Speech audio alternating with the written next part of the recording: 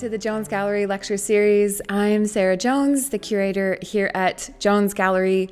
We are a contemporary art gallery based in St. John, New Brunswick, Canada, and our mandate is to present work by contemporary Canadian artists. But art history is also important to us, and we think that art history should be accessible and understandable, and most importantly, free for everyone. This video series is viewer supported, so if you would like to contribute to our efforts in this, you can donate at jonesgallery.ca/arthistory, and the link is below in the video notes.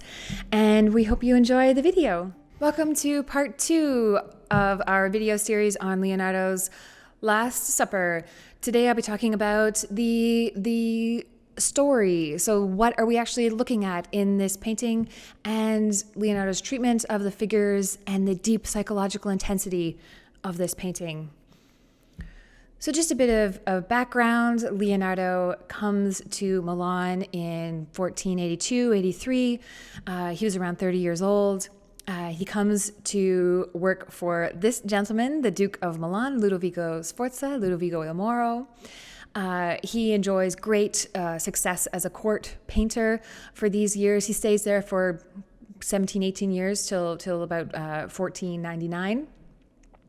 Executes a number of works for the Sforza court. The most significant of which, and the one that we kind of symbolizes his Milanese period, is a painting commissioned for this church and convent. This is a Dominican church and convent, Santa Maria della Grazia in Milan.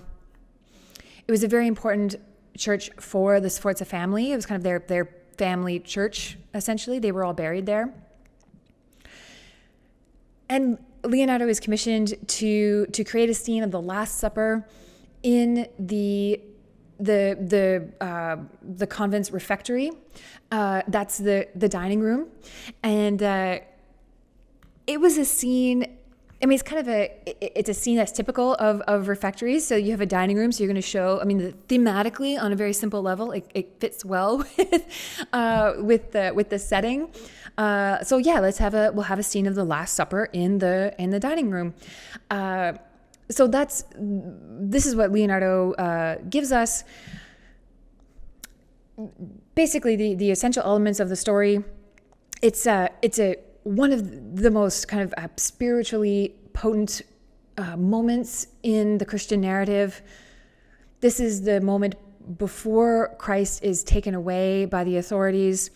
It's his final meal with his 12 disciples. And usually what is shown in the Last Supper is the exact time when Christ reveals to his disciples that one among them will betray him to the authorities. And what we see here, and I'll show you, we'll look in detail at this, is kind of the ensuing consternation and reaction from the disciples at this news.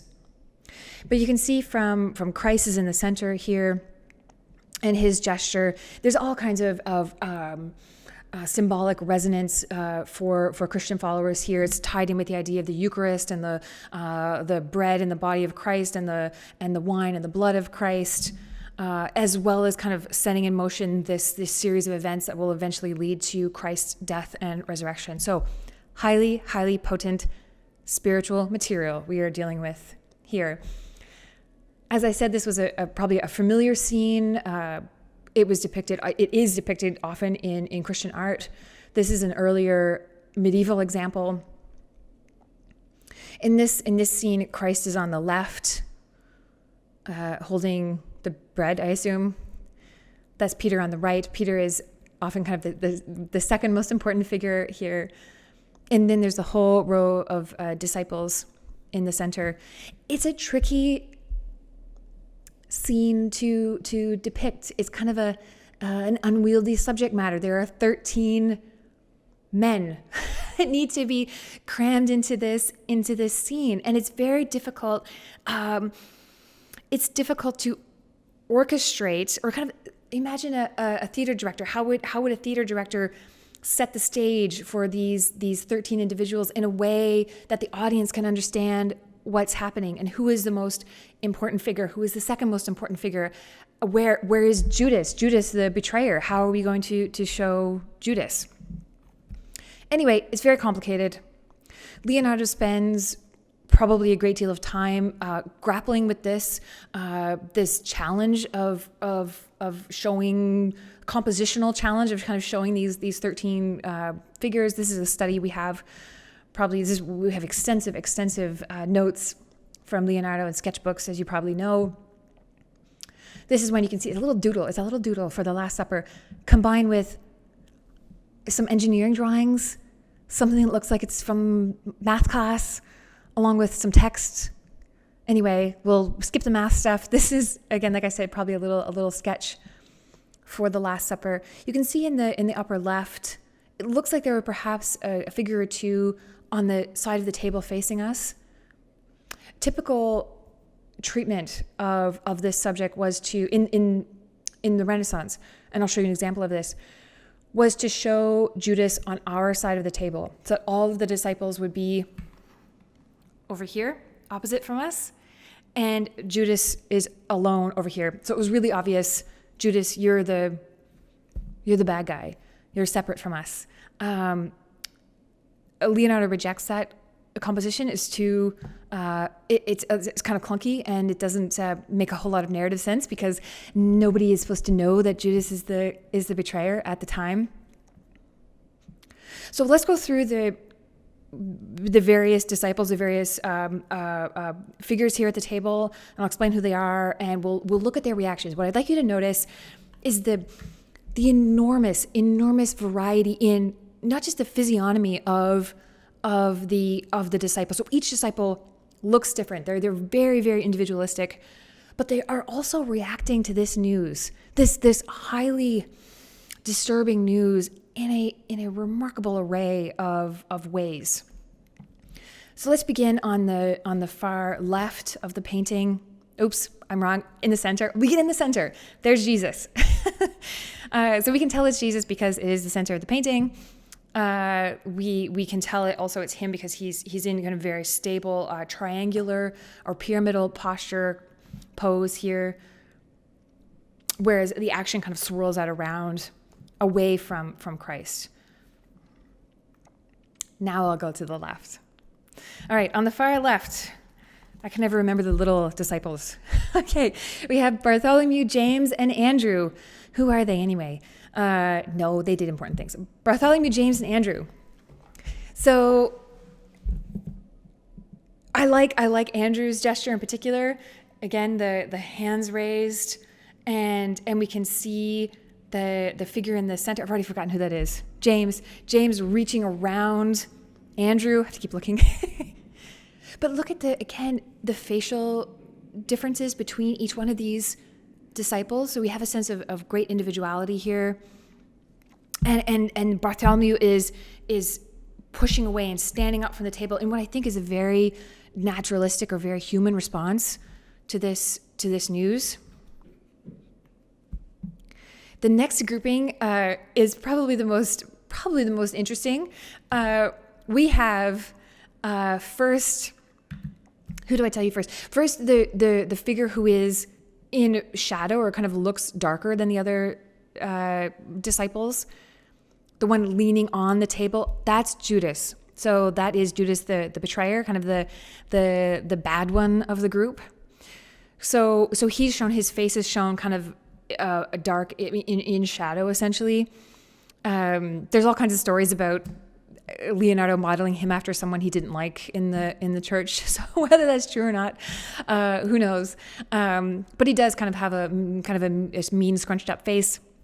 It's difficult to see, but he's clutching in his right hand a bag of coins, which is part of the story that he received payment from the authorities to betray Christ. In behind him is Peter. So this is, like I said, kind of this tends to be the second figure of prominence in scenes of the Last Supper. And here Peter is cramming himself in between Judas and then John. I'll talk about John in a minute. And he's just about to shove John completely out of the way in his effort to reach Christ. And I love this this kind of unhesitating attitude that we have here from Peter, and that corresponds very well to the kind of the story of Peter. So if you know a bit about Peter in the Gospels, Peter is the one who reacts quickest when Christ is being taken by the soldiers. He reacts with violence. He cuts the ear off one of the soldiers, and you can see that he's carrying a knife there, which kind of foreshadows the violence to come. Peter's always kind of a bit of the actor, not the thinker, right? The doer. So he's moving forward immediately. He's not taking time to think or question what Christ has said. Then closest to Christ, in kind of the blue and pink cloak, it's John. This is not, for the love of God, this is not Mary Magdalene, as espoused by Dan Brown in a fictional account of Leonardo's Last Supper. John is the baby disciple. John is the youngest of the group, and all throughout medieval and Renaissance depictions of this scene, John is always, or typically beardless. He looks like an adolescent, so he doesn't kind of have typical masculine features of the other disciples. So he looks a little androgynous. So it's John, baby of the group. He's always kind of seen also like he's his reaction, poor John, his reaction to this news is always one of he kind of takes it demurely. So he's either fainting or kind of leaning on Christ or leaning away. So that's what we see. That's what we see here. And John was also a beloved disciple of Christ. So he's typically shown very close to Christ. He was one of the inner circle here. Not Mary Magdalene. Moving on. Now we'll go to the right of Christ. This is Thomas, James, and Philip. Thomas is the one, we can't see his body. It's obscured by James. Thomas, his gesture, again, if you kind of know a little bit about the Thomas story, Thomas later on doubts that Christ has really come back to life. So this kind of wait a minute gesture, I think, is a very insightful psychological depiction of Thomas and his character. And that reaction also from James, James and Philip. I love the contrast between these two figures. James throwing his arms wide here. You can almost there's an auditory element here, so an audible. You can hear his exclamation of denial and surprise. And then Philip almost imploringly gesturing to himself, like saying, we can feel this. We can feel their angst, especially I find with these two figures. The imploring Christ that it's not true or that it's not me. That kind of reaction. Now moving to the far right, and another cluster. So we have 4 clusters of 3 figures, and then Christ in the center, which again is very different from the medieval example I showed you, where there was just a long array of figures. So that's how Leonardo has tackled this compositionally, is by breaking it down into smaller groups so that our eye can process one group after the other. Anyway, here at the end is Matthew, Thaddeus, and Simon.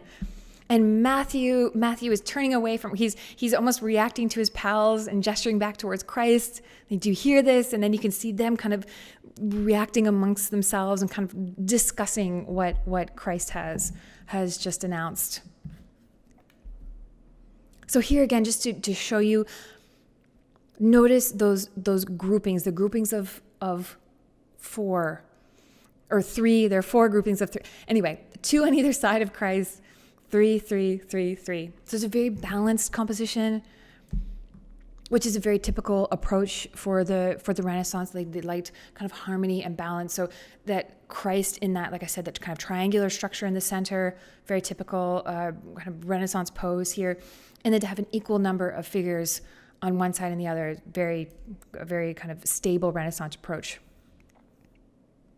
But it's the grouping and that psychological intensity that makes this such an interesting painting. And I'd like to compare that to a version that's essentially a contemporary version or contemporaneous version from 1480. And notice how Ghirlandaio treats Judas is on our side of the table. Here, Christ, we have a halo around Christ. Notice with Leonardo's version, there's no halo. We don't need a halo to know that Christ is the holiest figure amongst here. We read that we discern that from the composition. And the reactions aren't nearly as intense or like kind of psychologically profound as Leonardo. So Leonardo is doing something completely different. Compositionally and in the treatment, the psychological depth and the emotional depth that he has imbued to his figures, it's completely different from anything that came before. And it astounded viewers in the 1490s. It was unlike anything they had ever seen. And I think that's part of why, again, the resonance that this work has had for hundreds and hundreds of years. Okay, thank you for watching.